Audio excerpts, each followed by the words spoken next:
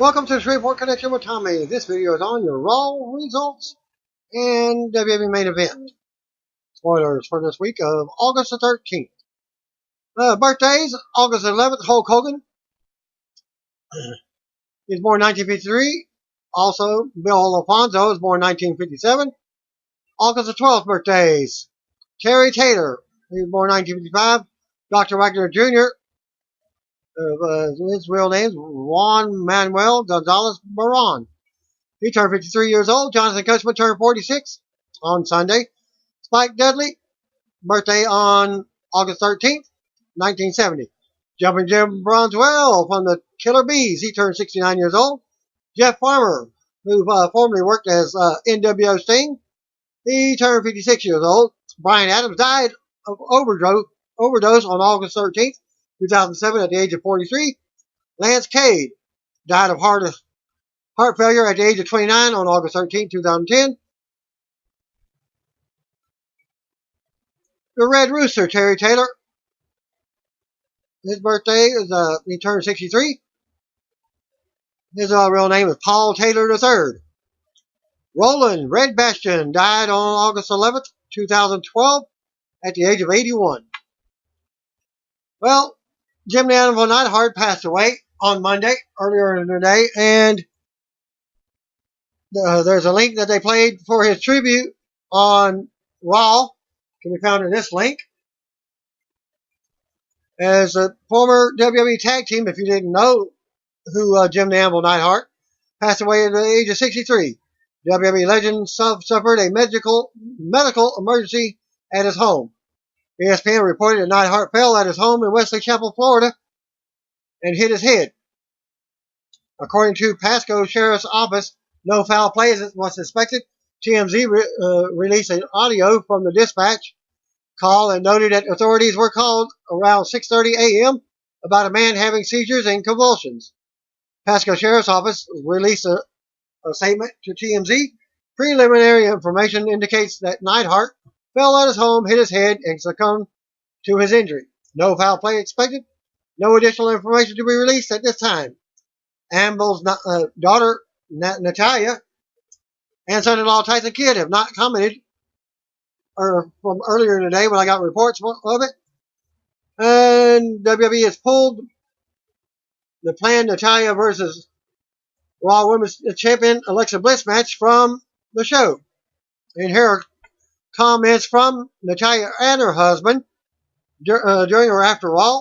I can't put into words how hard it is going to be for myself and our family to have to say goodbye to my dad. He meant the world to us, and nothing will ever replace the special times we shared together as a family. My dad always a fighter and an incredible special person. There was no one like him. I'm just going to miss him so much. We're going to hold all of the moments we had with him close to our hearts forever and never let them go. I promise to keep your memory alive.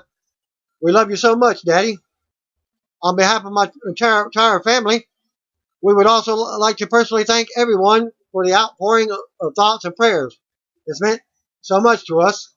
TJ Wilson, at TJ Wilson on Twitter. So much love from everyone today. Also commenting on his death from the world of wrestling, Vince McMahon, reflecting on his life and legacy of the Jim the Anvil Neidhart today. My thoughts on those of the entire WWE family are with at 90 by Nature and the Neidhart family. Triple H comments, the only thing bigger than his on-screen character was his heart. Jim the Anvil Neidhart loved performing with and spending time with his family, and he made us all smile while doing it. Thinking of at 90 by Nature, at TJ Wilson, and the entire Hart family during this difficult time. At Ric Flair, Nature Boy on Twitter. My good friend Jim Neidhart, a world-class athlete and a man among men. Rest in peace. The Hulkster commented, at Hulk Hogan, I am overwhelmed with grief, love, and sympathy by the passing of Jim Neidhart. Love and prayer to his family. He was always with me and a real friend through the good and the bad. Love and miss you already, Jim. Rest in peace, my brother. HH. At the Iron Cheek. One of my oldest friends in the business, Jim Neidhart. We traveled together. I love him forever. Like a brother. God bless family. I never forget you, Bubba. If you could think like Jim the Anvil Neidhart, you're the one with the problem. You didn't to always agree with him, but if this guy would give you the shirt off his back. He was a tremendous athlete, track and football. High point of his wrestling career was his run with Bret Hart as one of the Hart Foundation managed by Jimmy Hart. He was 62. Rest in peace, Jim. And that was all by the Iron Sheik. Vince Russo commented at the Vince Russo. I've worked with hundreds in the wrestling business. Jim the Anvil Neidhart was no doubt one of the most underrated of all time. Great wrestler, great entertainer, phenomenal human being. Thank you for all you did for us. At Titus O'Neil, WWE, my deepest condolences to my friends at Nat by Nature, at TJ Wilson, and their family during their very tough time of loss of a family member, not only to you all, but to all of the WWE family as a whole. At Sami Zayn, thoughts are with at Nat by Nature, at TJ Wilson, and the Neidhart and Hart families on this sad day. Hashtag RIP Anvil. At Danielle Monet, formerly known as Summer Rae in WWE. My heart is heavy today. At Night by Nature, Father was one of a kind, and seeing their love and relationship with one another was so special. It made you want something to like that. My prayers are with the whole family. At Lillian Garcia, so sorry to hear about the passing of at Nat by Nature's father, Jim the Anvil Neidhart. We had such a beautiful spirit. Natty, we are all thinking about you today and pray for your entire family. Condolences. At Rusev Bull, that's Rusev. The Anvil's physique, athletic ability, and charisma always inspired me. Thank you and goodbye for now. At Bret Hart commented, stunned and saddened. I just don't have the words to speak right now.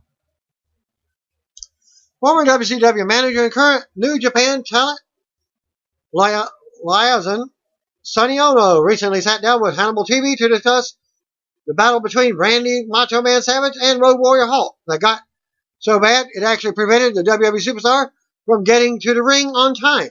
Can be found in this link. I was there, he said. There was a wife, a girlfriend involved, who both lived in Tampa. There was some issue about, I'm not exactly sure about that part of it, but there was definitely heat. And then they had Randy Savage's music, and he was one of the main guys. You know, and behind the curtain, Randy Savage and Road Warrior Hulk was sick going at it. They were face to face and about to go. Then the music hits. And he's not going out. They actually had to stop with music. Imagine me. I weighed about 135 pounds, soaking wet, trying to get in between these two guys. Ono went on to say that he didn't think the incident came to blows, which is contrary to the legend behind the story. Beef between Macho Man and Road Warrior Hulk started all the way back in 1994, when Hulk Savage and Hulk's fiancee, Dale, were having dinner in Tampa. Allegedly, when Hulk got up to use the restroom, Macho Man propositioned Dale, which triggered the fight. The fight didn't come to a head until 2 years later, on July 17, 1996, at a New Japan show in Sapporo, Japan.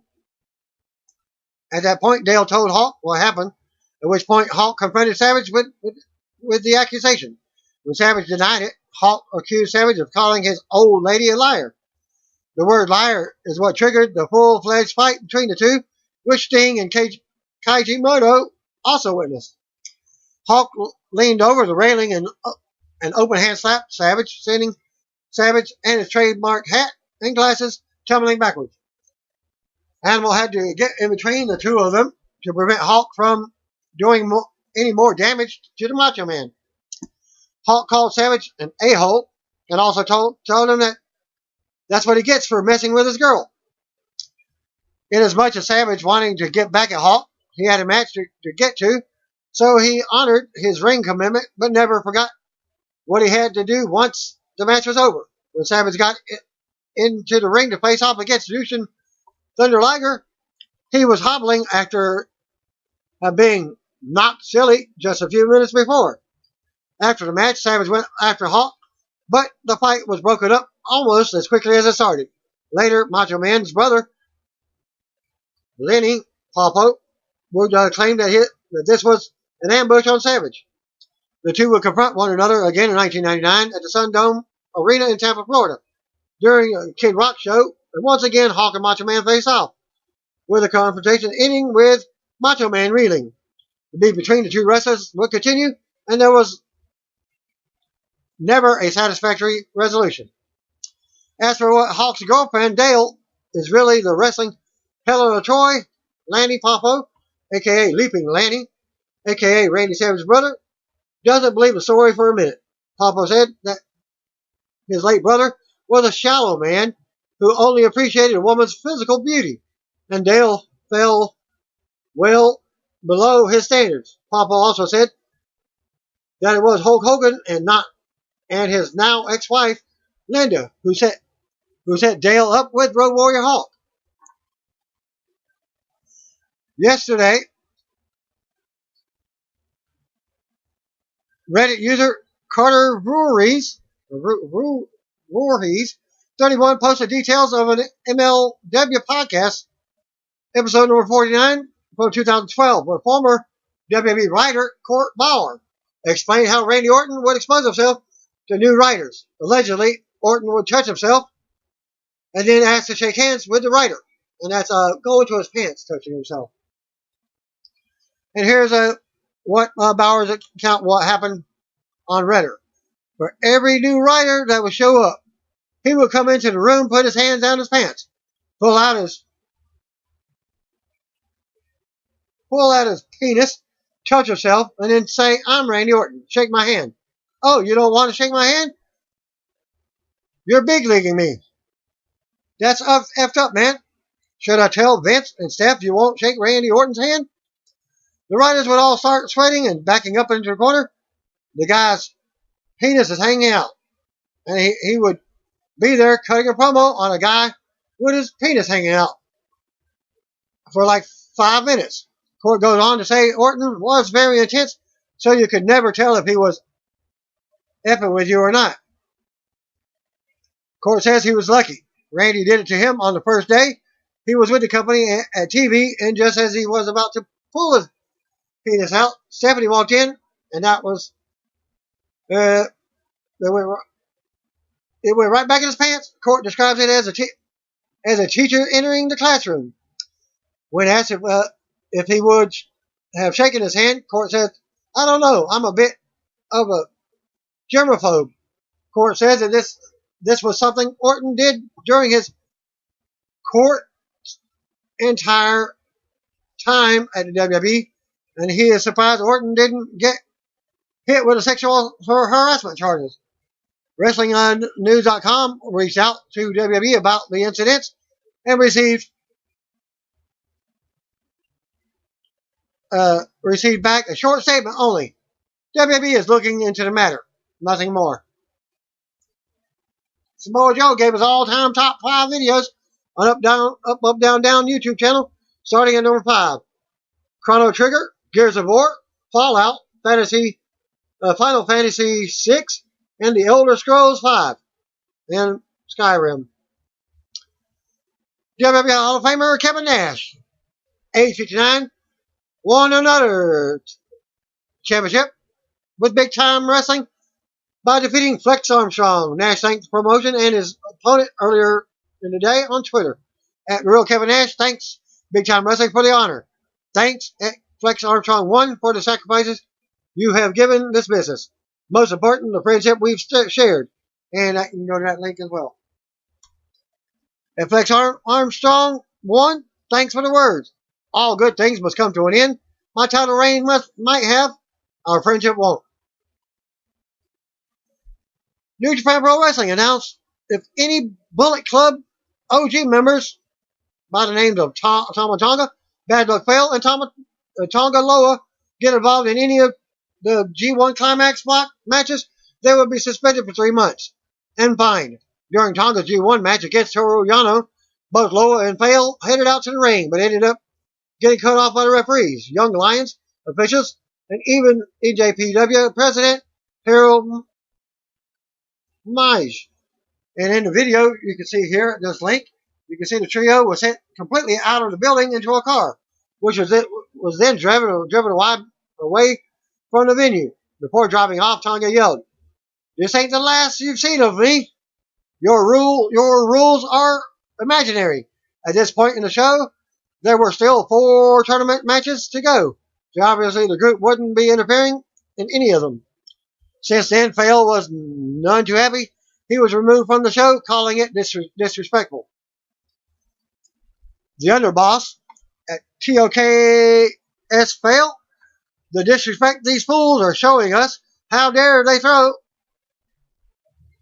When NJPW's initial announcement came out, Tonga joked that he was all about 3 months vacation. At his comments here at Tama_Tonga, "I'm all about 3 months vacation." WWE superstar and former Bullet Club leader from May 2013 to April 2014, Finn Balor offered Brooklyn a summer vacation destination, which is also where SummerSlam will be taking place this coming Sunday. As Tonga responded, "The whole gang is invited," showing an old photo of the group at Finn Balor for everyone at Finn Balor. Brooklyn summer vacation at Tama_Tonga at TOKS Fail.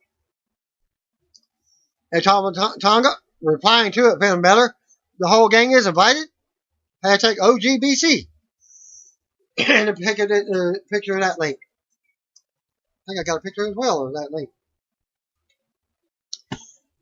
And here's the finals that took place earlier on Monday, as Hiroshi Tanahashi defeating Kota Ibushi to win the tournament for the 3rd time in his career. Unless the challenger takes away his title opportunity over the next couple of months, Tanahashi will face the IWGP Heavyweight Champion at Wrestle Kingdom 13. Never open weight 6-man titles changed hands, with Taiji Ishimori, Tonga, and Tonga Loa defeating Marty Scurll and the Young Bucks. Cody Rhodes also looks to be the next challenger for Juice Robinson's IWGP US Championship. And here are the tournament results from the final night, 19, August 12th.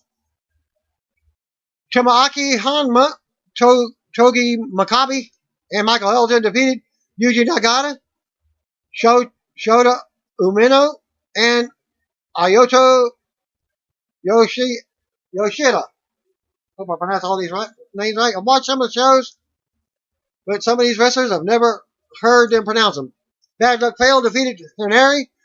Tachi and Izuka defeated Hiroki Goto and Yoshihashi. Cody and Hangman Page defeated Juice Robinson and David Finlay. The Gorillas of Destiny and Taiji Ishimori defeated the Young Bucks and Marty Scurll,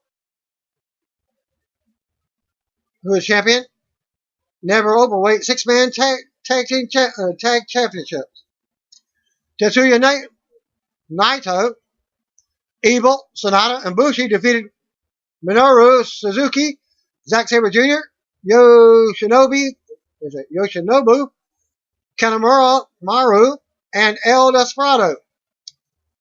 Toru Yano, Jay White, and Tomohiro Ishii defeated Kenny Omega, Chase Owens, and Yujiro Tanahashi. Rey Mysterio, Kushida, and Shingoku Ryusuke Taguchi defeating Yo and Kazuchika Okada. Hiroshi Tanahashi defeated Kota Ibushi for your G1 Climax Finals. And NJPW will take a bit of a breather for now and start up its Road to Destruction tour beginning in September 8th. CM Punk has picked up the lead role in another horror movie. tentatively titled Team Player. According to PW Insider, also noted he already filmed his scenes for another horror film, Rabbit, which also stars his wife, AJ Lee, who recently shot her scenes. Punk will also be hosting the new season of Netflix Ultimate Beastmaster. Aleister Black was found knocked out in the NXT parking lot on this week's episode of NXT. Although it's not known who did it right now, William Regal decided he had to be pulled from the upcoming NXT Championship match at NXT TakeOver Brooklyn against Tommaso Ciampa and Johnny Gargano. On his Instagram, Black posted 2 photos with the captions, "Rip Aleister Black, long live Aleister Black." And so it begins. Earlier this month, in an NXT Live event in Las Vegas, Black suffered a legit groin injury and required surgery. No timetable on his return. If he does come back, probably going to be under a different name, as he's hinting. Illinois tattoo artist Catherine Alexander filed a lawsuit a few months back against WWE and 2K Games over the use of Randy Orton's tattoos in the WWE 2K video game series. Alexander, who has done Orton's ink since 2003, claims that she owns copyrights to the designs. She has accused WWE and 2K of copyright infringement because Orton's tats are depicted to a T in the games.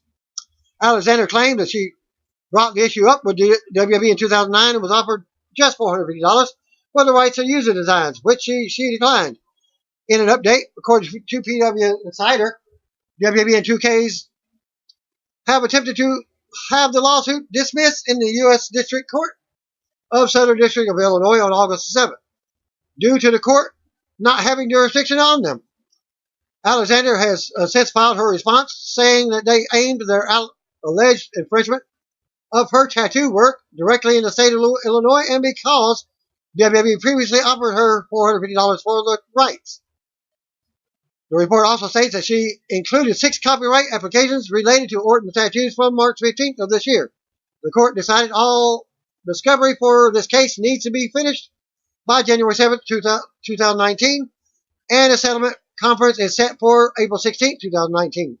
The suit was originally filed back on April 17th and also named Take-Two Interactive Software, Visual Concepts Entertainment, Ukes Company, and Ukes LA as defendants. Alexander's suit claims that all of her tattoos on Orton are her original designs and that she never gave the defendants permission to recreate them in any WWE video games. Alexander said she did the work on Orton between 2003 and 2008, and the tattoos are easily recognized by his fans and members of the public. Looks like former WWE superstar Enzo Amore is depending on his rap career to keep the money coming in, as he told TMZ Sports that he will never return back to the ring again. And there was a video of the former WWE Cruiserweight Champion, but I did not get the link. But he has commented by saying, "I've been working with some big names on a big album coming out. I'm not going to give a date," as I said, "but Rosemary's Baby. My mother's name is Rosemary, and that makes me Rosemary's Baby. So I'm dropping an album. I'm working on a ton of television content right now, sitting on a lot of interesting things right now. It's a very interesting time for me. New chapter, a lot of fun. A lot of things to come, though. I ain't complaining." When asked about possibly getting back into the ring with YouTube stars, Enzo said he's not planning on getting back into the ring, but he did express interest in mixing it up with actor Michael B. Jordan for the Creed franchise. "Not in a million years," Enzo said. When asked about getting into the ring, "There ain't nobody who's got enough money to put me back in the ring." SmackDown superstar Ty Dillinger may have suffered an injury at last night's event in Florence, South Carolina. They send off here at this link. Dillinger was wrestling Shelton Benjamin when the apparent injury occurred. According to correspondent Kyle Godbolt, Dillinger climbed to the top turnbuckle, but Benjamin ran up and kneed him in the face. Dillinger fell to the floor. A few seconds later, the referee checked on him, throwing up the dreaded X symbol to end the match and call for help from the back. The match was called in Benjamin's favor as a countout. Even though the referee never actually counted, trainers came out and helped Dillinger make his way to the back. There's no word yet on Dillinger's status, but he was unable to finish the match. Stay tuned for more updates as I find them. Thanks to Ian Martin and Kyle Godbolt contributing to the article. WWE and Roku are partnering for a SummerSlam contest to give away a WWE Network prize. Details at this link here. At Roku Player, giveaway alert. What match are you most looking forward to seeing at this year's at SummerSlam? Reply and you'll be entered for a chance to win. Hashtag Roku Ultra and 3 months to at WWE Network for a at WWE prize pack. And again, another link there for you. Samoa Joe SummerSlam week signing was recently canceled after tickets were sold by Ticketmaster. No word yet on why the signing was pulled. Joe is not currently scheduled for any autograph signings during their big week, but he will be challenging WWE Champion AJ Styles at Sunday's pay-per-view. Triple H and Seth McMahon will be missing SummerSlam. Go home the Raw and tonight because they will be attending OAR concert to benefit Connoisseur in Central Park. Stephanie commented on Twitter, and Triple H and I are on our way. We can't wait. WWE announced the second match for the SummerSlam kickoff show, Revival versus Raw Tag Team Champions, the B Team. They also announced Drew Gulak versus Cruiserweight Champion Cedric Alexander has now been moved to the main card, from the main card to the kickoff. Lana Rusev versus Zelina Vega and Andrade Cien Almas was previously announced for the kickoff as well. So there's your hour of your kickoff right there. 3 matches. Following matches are taped from main event for the spoilers. No Way Jose defeated Kurt Hawkins. Heath Slater defeated Rhino. The Heath Slater and Rhino defeated the Ascension.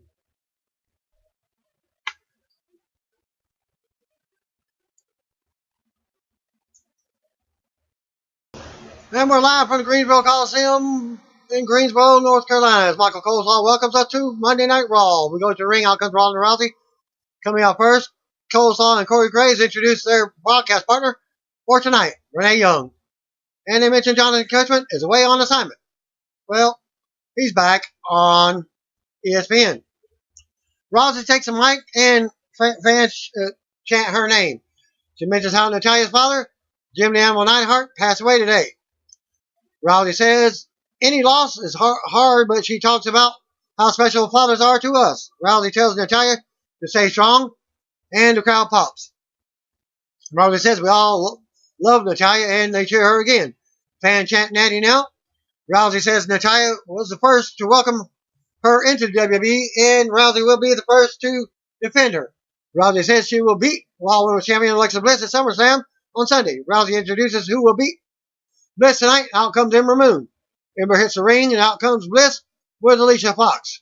Bliss speaks from the stage and tells Rousey to make all the friends she wants because she will need them as her good time is about to come to an end. Bliss gets booed next when she mentions how Rousey kisses up to the fans every week. She says fans are blowing up her Twitter, saying Sunday's match is a foregone conclusion. Bliss runs Rousey down and says that she's nothing but a spoiled, overrated, overhyped rookie. Bliss says SummerSlam won't be Rousey's crowning achievement. It will be her total humiliation. Bliss is tired of hearing about Rousey, and she's tired of seeing that dumb look on Rousey's face each week. Bliss mocks the look a few more times and gets a laugh. Bliss says she's also tired of Raw General Manager Kurt Angle not predicting his women's champion. Or protecting the women's champion. Bliss goes on and says she spoke to Constable Corbin. In her eyes, it's consummated Corbin to me. The authority figure who knows what he's doing and is fair. Corbin suggested Bliss hire her own personal security.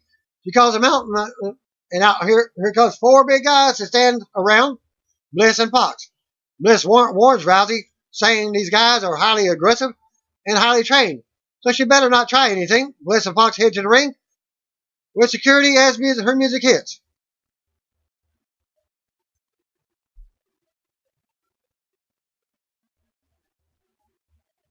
Bliss ends up knocking Rousey out of the ring with a cheap shot while she talks with Moon before the bell. Rousey comes back in the ring and Bliss hides behind the security. Rousey takes out all 3 guards and the 4th guy retreats from the ring. Fox approaches next, but Rousey takes her down as Bliss scrambles to the floor. Rousey and Moon stand tall as her music starts back up as we go to commercial. Then we get Alexa Bliss versus Ember Moon. Back from the break. This is a non-title match underway. Bliss and Moon go at it while Rousey and Fox look on from ringside. Bliss takes control and takes Moon to the mat. Moon fights up and out, taking Bliss back to the mat, keeping her down by the arm. The screen splits to show a promo for SummerSlam Universal title matches. Bliss and Moon tangle. Moon drops Bliss with a clothesline. Bliss turns it around and smacks Moon. Moon catches Bliss with the scissors, takedown and a leg sweep. Moon sends Bliss face first into the mat for a 2 count. Moon keeps control and drops Bliss back on the floor with a baseball slide. Moon brings her back in the ring, but Bliss kicks her away. Moon takes Bliss back down in the middle of the ring and keeps her grounded. Bliss fights back, but Moon nails an insecurity and sends her out to the floor. Moon keeps control as we go to commercial with Rousey staring Bliss down. Back for the break, Bliss turns it around with a counter. Bliss drops double knees with a backflip. Bliss keeps control and takes Moon to the mat now. Talking trash, Moon gets a close 2 count out of nowhere. Then Bliss turns it back around with a low drop kick. Bliss with three straight pin attempts. Moon counters with a 2 count of her own. Bliss with a big right hand. Bliss taunts Rousey and gets to her. Bliss yells at Moon to stay down and smacks her. Moon gets hyped up and unloads on Bliss. Moon drops Bliss with an insecurity. Moon drops Bliss in the corner. Bliss in the corner turns a tornado DDT into a big suplex in the corner for a 2 count. Rousey takes out Fox on the floor, sends her into the barrier. Bliss drops Moon into the ring and goes to the floor to take out Rousey. Bliss tosses Rousey into the barrier. Bliss returns to the ring, but Moon nails a gutbuster. Moon goes to the top for the Eclipse and nails it. Moon covers for the win, but Fox is in the ring to break it up for the disqualification, winning the match by DQ, Ember Moon. After the bell, Fox attacks Moon again. Fox stands tall until Rousey comes in, hits her with a few moves, sending her out of the ring. Fox and Bliss both look on from the floor as Rousey stands tall in the ring. Rousey talks trash as the music hits. Still to come segment. Seth Rollins and Dolph Ziggler signed their SummerSlam contract. Also, Raw Tag Team Champions, the B Team, will defend in a triple threat. Back to commercial. We get a video package of what happened with Universal Champion Brock Lesnar the last time he was on Raw. Renee also shows us the unaired clip from last week's Paul Heyman interview that showed him thinking of a possible SummerSlam win for Roman Reigns. Coleslaw says Reigns will be here live tonight. Kurt Angle's backstage with constipated Corbin yelling at him for the booking matches tonight. Corbin says Raw Commissioner Stephanie McMahon approved his matches and he doesn't need to listen to Kurt. Drew McIntyre and Intercontinental Champion Dolph Ziggler walk in, taunting him about Seth Rollins. Angle says Rollins has had a promotional tour on China over the weekend, but he will be here for the contract signing. So,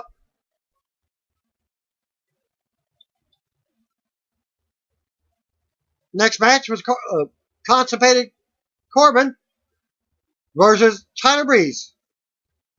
We go to the ring. Out comes Baron Corbin. Constipated. Possible. Back to commercial. Back from the break. Out comes Tyler Breeze, who was handpicked by his opponent. The bell rings and they lock up. Corbin takes to the corner and backs off as the referee counts. Breeze grabs Corbin. Corbin takes him back to the mat. Corbin floors Breeze with an elbow as he charges in, and Corbin keeps Breeze grounded. Breeze comes right back with a basement drop kick, sending constipated Corbin out to the floor. Breeze follows, but Corbin turns around and sends him into the barrier face first. Corbin mocks the fans, brings him back in the ring. Corbin works Breeze over and talks some trash. Fans do dueling chants for Corbin. Corbin unloads while Breeze is down, talks more trash to the crowd. As they boo him, constipated Corbin keeps Breeze grounded with another submission. Breeze tries to fight up and out, but Constipated Corbin overpowers, slamming him back to the mat for some more boos. Breeze fights back and clotheslines Corbin over the top rope. Corbin lands on his feet. Breeze launches himself over the top, but Corbin moves and he lands hard. Breeze counters the move and nails it in security. Corbin rolls back in the ring and Breeze follows. Breeze runs the ropes, but Corbin catches him with a D6 for the win. After the match, the Constipated one has his arm raised. As his music hits, we go to replays. Corbin takes the mic and laughs, bragging on how good he is. Corbin says, "This was just a small taste of what he's going to do to Finn Balor on Sunday." Fans boo. Corbin says, "Now it's time for Balor to show us what he can do." Corbin introduces Balor's opponent, and fans boo as Jinder Mahal makes his way out with Sunil Singh. Corbin shakes hands with Singh, and Balor stops before leaving the ring. Corbin says he's not finished. He was just catching his breath. Corbin introduces Jinder's partner for this handicap match, and out comes Kevin Owens. Owens hits the ring as the music plays. Back to commercial. Handicap match, Finn Balor versus Jinder Mahal and Kevin Owens. Back from a break, Constipated one introduces Finn Balor. Out he comes to a pop. While General Manager Kurt Angle is out next to interrupt. He meets Corbin on the stage. Angle says he can't cancel the match, but he can outdo it. Fans pop. Angle says this will now be a tag team match. Angle introduces Balor's partner. Out comes Braun Strowman. Braun makes his way out with the Money in the Bank briefcase as the fans pop. Angle and Corbin return to the back arguing.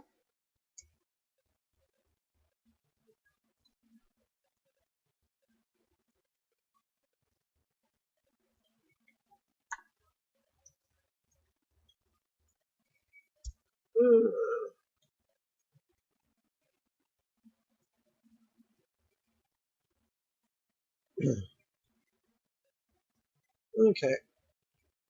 Fans chant, "Get these hands," as Braun joins Balor back in the ring. Owens and Jinder watch from the floor. Bell rings and Balor starts off with Jinder. Jinder takes it to the corner and they break. Mahal talks trash as Balor smiles at him. They lock up again and trade holds. Jinder takes Balor to the mat. Balor fights back up, but Jinder drops him. Owens claps for his applause. Jinder takes Balor back down and keeps him grounded. Balor fights back, but Jinder takes him to the corner to prevent the tag. Owens tags in and unloads on Balor while he's down. Owens puts a knee in Balor's back and keeps him grounded. Jinder comes right back in for some more offense on Balor, keeping him down. Owens tags back in, and they keep up the attack going on Balor as Braun watches. Owens misses in the corner. Balor finally gets the tag. Owens quickly tags out. Braun knocks Jinder off the apron and goes after Owens. Owens hides in the crowd as Braun goes back in for Jinder. Jinder tries to unload on Braun, but Braun floors him to the mat. Fans get his hands again as Braun sends Jinder back into the corner. Braun yells out after more big hits to Jinder. Braun drops Jinder with a shoulder and then clubs him back down with a shot to the chest. Balor tags in and Braun scoops him, slamming him on top of Jinder. Balor never saw it coming, but he covers Jinder for a 2 count. Balor nails a drop kick to send Jinder out of the ring. Balor runs the ropes, but Owens grabs his leg from the floor. Braun comes over and Owens retreats. Balor runs the ropes and nails a big suicide dive on both opponents. Balor stands tall. It's fan pop as we go to commercial. Back for the commercial. Jinder has turned the match around on Balor as Jinder keeps Balor down and tags in Owens. Owens with some offense on Balor before keeping him grounded. The screen splits with a promo for NXT TakeOver Brooklyn 4 on Saturday night. Balor looks to make a comeback now, sending Jinder out and taking down Owens when he comes back in. Balor with a sling blade on Owens. Braun and Jinder tag back in at the same time. Braun unloads on Jinder and knocks Owens off the apron. For a pop, Braun runs around the ring and scoops Singh on the floor, slamming him onto Owens like a battering ram. Braun runs back in, but misses the corner splash on Jinder. Jinder with a knee, but Braun is still standing. Braun catches Jinder with a big power slam and covers for the pin. Winners of the match, Braun Strowman and Finn Balor. After the match, Strowman and Balor stand tall in the middle of the ring as Braun's music hits. Braun raises his briefcase and stares out at Owens, who looks on from the floor with Ginger. Braun chases Owens to the back. Constipated Corbin comes in to the ring out of nowhere, dragging Balor from the back and laying him out with the end of days. Fans are booing. Corbin stands over Balor and talks some trash, and Corbin then leaves while clapping for himself. We go to a replay. Corbin looks on from the stage as Balor recovers.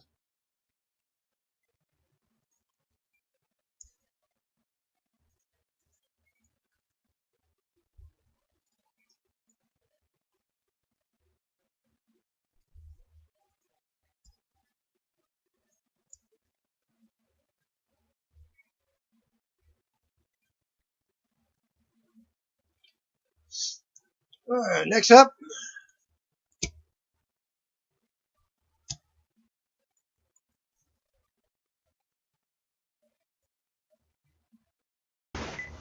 still to come segment. Roman Reigns will be here.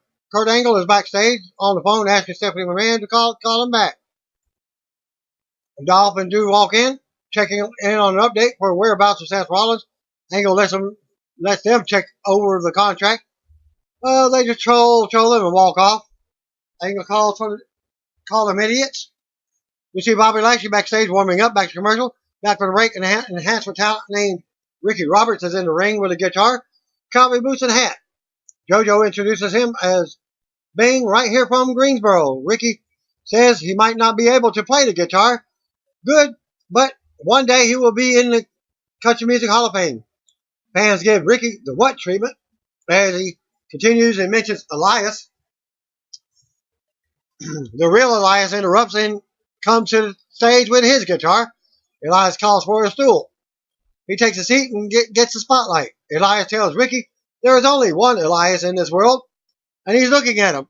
Elias plugs his new bracelet on the WWE shop, and you can get the bracelet on the WWE shop. Elias tells Ricky, says Ricky can impress him if he does one thing tonight: beat Bobby Lashley. Elias brags on how crazy his last year has been and plugs Saturday's concert at the Gramercy Theater in New York City. Elias says he will perform his greatest song yet the next night at SummerSlam when he faces Lashley. He gets the crowd to yell the Walk with Elias a few times and teases his latest song to be played. Elias gives props to the people of North Carolina, but pulls the heat in by knocking Greensboro. Elias doesn't even get to start his new song as Meek interrupts, and out comes Lashley to the ring. Bobby Lashley versus Ricky Roberts. Ricky Roberts watches as Bobby Lashley enters the ring. Elias shakes his head and looks on from the stage. Lashley tells Ricky to find a new stick because we already have a no-talent clown who plays the guitar. Lashley says, let's do this. Lashley turns his back to get ready for the match, and Ricky smacks him with the guitar. Shattering it, Lashley just gets angry and drives Ricky down with a big spine buster. Elias then looks on and heads to the back. As Lashley's music hits, we go to replays. Lashley heads to the back. B-Team's backstage. Bo is crunching numbers on paper and says he just realized the odds on them losing were worse than usual. Curtis says the odds are always against them, but Bo says it's really bad tonight. Axel wants to double check the math. Dallas says he tried to look at them different ways, even messaging mathematicians on Twitter. They do some comedy and get hyped up before heading out to the ring. Triple threat for the Raw Tag Team titles. The Deleters of the World versus Revival versus B-Team. We go to the ring. Out first comes the Deleters of the World, Bray Wyatt and Matt Hardy. Coleslaw leads us to a trailer for the Mile 22 movie with Ronda Rousey and Mark Wahlberg. We go to a break and we see Drew McIntyre backstage with Dolph Ziggler going over the contract again. Out comes the Revival, Scott Dawson and Dash Wilder. Raw Tag Team Champions, the B Team, are out next. Curtis Axel and Mo Dallas. We get formal ring introductions from JoJo. Dash starts off with Dallas. Dallas goes right for the roll up for a 2 count. Dawson tags in and double team Dallas in the corner. Dawson with a suplex and a 2 count. Dash comes right back, but Dallas drops him on the shoulder. Matt gets the tag and unloads in the corner on Dash. Dash blocks the running Bulldog, but Hardy drops him for a 2 count. Hardy keeps control and nails the elbow to the back of the neck from the second rope. Hardy gets a delete chant going. Dawson tags in, and the Revival hits the heart attack to pay tribute to the Anvil. Hardy kicks out at 2, but Dawson keeps control. Dawson hits a big clothesline, but can't get the pin. Dash tags back in and drops Hardy for a 2 count. We go back to commercial. Back from the break, Hardy tries to make a tag, but Dash drops him with a neck breaker. Dawson tags in, but Wyatt comes in after Hardy connects. Wyatt forwards Dawson and splashes him in the corner. Wyatt with Uranagi. Dash comes in, but Wyatt drops him also. Dallas comes in, but gets the same. Axel runs in and counters. Dawson goes to the top and sunset flips into a German suplex for a 2 count on Wyatt as Axel breaks up the pin. Dash then sends Wyatt to the floor. Dash goes for a dive, but Wyatt slams him into the apron. Dallas charges, but goes down on all three as all 3 guys are on the floor. Matt goes up top, but Dawson rocks him and climbs up with him. Matt suplexes Dawson onto the other superstars on the floor. All 6 guys are now down on the outside. Wyatt brings Dawson back into the ring. They get up first. Dawson kicks Wyatt as he tries to re-enter. Axel tags in as Wyatt goes for a double Sister Abigail on the Revival, but they fight him off. They hit the Shatter Machine on Wyatt, but the legal man runs in, Axel. Axel steals a pin on Wyatt for the win. B-Team retain their titles. After the match, B-Team immediately begin their celebration as the music hits. Axel and Dallas head to the stage with the titles in the air as we go to replays. Roman's backstage, walking. B-Team walk by celebrating and tells Reigns don't sleep on them. Still to come. Reigns will be here live. Back to commercial. Back from the break, Dolph Ziggler and Drew McIntyre enter Kurt's office. He asks if everything is all right with the contract. Ziggler brings up a paragraph saying something about Seth Rollins having the right to have someone in his corner at SummerSlam. Angle offers to take it out. But that would mean Drew McIntyre can't be in Ziggler's corner either. Ziggler isn't worried about it because he doesn't think Rollins will show up to sign the contract tonight. Ziggler and McIntyre walk out. We go to ring. Out comes Roman to a mixed reaction. Reigns looks around the arena and boos and cheers come in. Reigns is all about leave this place better than he found it. But he can't accomplish that as long as WWE Universal Champion Brock Lesnar is around. So it's time Lesnar has to go. Reigns is tired of everything related to Lesnar. He says it comes to an end at SummerSlam and he will take back his Universal title. Reigns says he's going to send Lesnar so far back to UFC that he finds his head in UFC President Dana White's butt. The familiar voice interrupts as Paul Heyman comes out with a microphone. Heyman introduces himself and doesn't want to steal a line from anyone on SmackDown today. But today is a new day. Heyman says if he did want to steal a line from someone on SmackDown, it would be the Usos, because they are the future of the tag team division. But speaking of divisions, he's now looking at Reigns. Reigns says this will be good after last week, and he wants to hear what Heyman has to say. Reigns invites Heyman in. Heyman says this will be Reigns' big week, but he shouldn't wait until Sunday to make history. He should start tonight. Heyman goes on and says, it's not a prediction, it's a spoiler. Reigns will beat Lesnar for the title on Sunday. Heyman offers his hand for Reigns to shake, and yes, charge up from the crowd. Reigns says Heyman just doesn't get it. He already knows all this. He doesn't need Heyman's insight or his tools.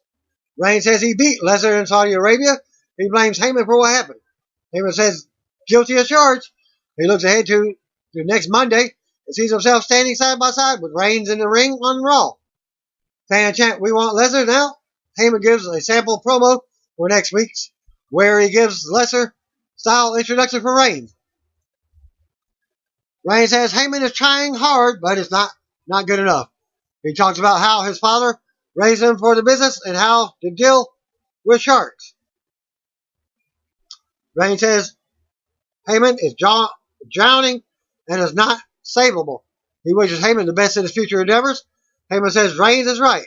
He is drowning. Drowning with the knowledge that what he learned when he was 15, 16, or 17 years old.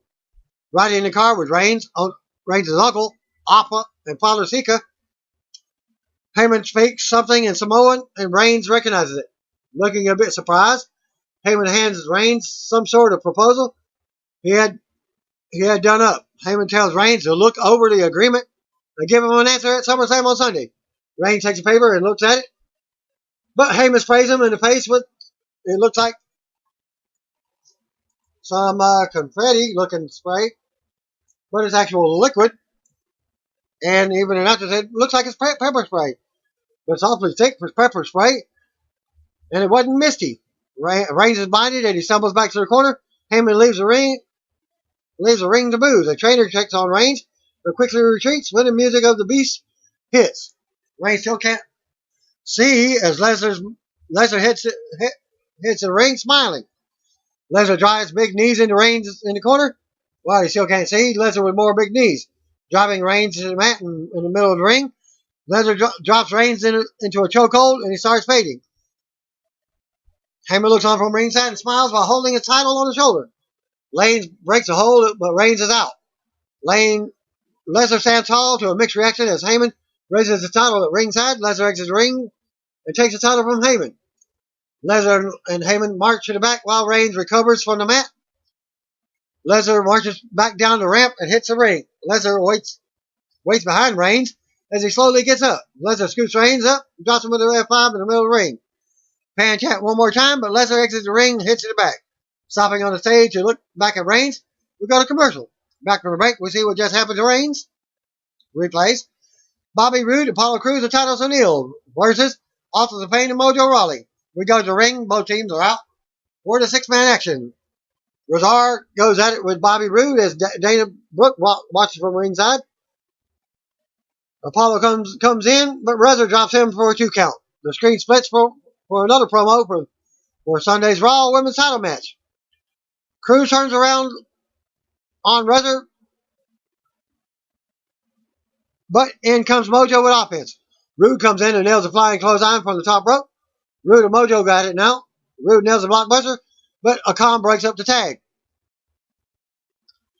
Titus runs in and nails Akam, clotheslining him to the floor. Mojo nails Titus from behind and sends him out. Roode hits glorious EDT on Mojo and covers for the pinfall. After the match, Roode and Titus Worldwide stand tall as glorious music hits. Still to come, SummerSlam contract signing for the Intercontinental title, which is your main event. We see Roman Reigns backstage being checked on in the trainer's room as he's still selling the eye injuries. Still to come, Raw will celebrate the career of Jim Anvil Neidhart. We go to commercial. Back from the break, calls all leads us to a video tribute on the legend, Jim the Anvil Neidhart, who passed away at the age of 63 earlier on Monday morning. The camera showed the crowd cheering for the Anvil as the announcers remember him. Even signs in the arena saying, "Rip Anvil." Sending well wishes to Natalia and the family. Announced to go over the SummerSlam card, Revival versus Raw Tag Team Champions. B Team is announced for the kickoff show. We'll see what happened with Ronda Rousey and Alexa Bliss from earlier. Ruby Riott versus Sasha Banks is up next. We go to ring. Out comes the Boss and Hook Connection. Sasha Banks with Bayley. We go to commercial. Back from the break, Boss and Hook Connection look on as Riott Squad comes out. Ruby Riott with Sarah Logan and Liv Morgan. We get backstage promo from earlier in the day with Ruby commenting on Banks and Bayley's new team. Bell rings and they lock up.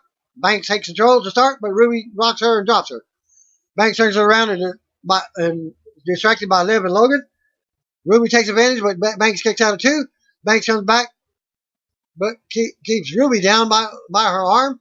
More back and forth. Banks applies the submission, but Ruby gets to the bottom rope to break up the submission. Banks goes for the baseball slide to the floor, but it's blocked.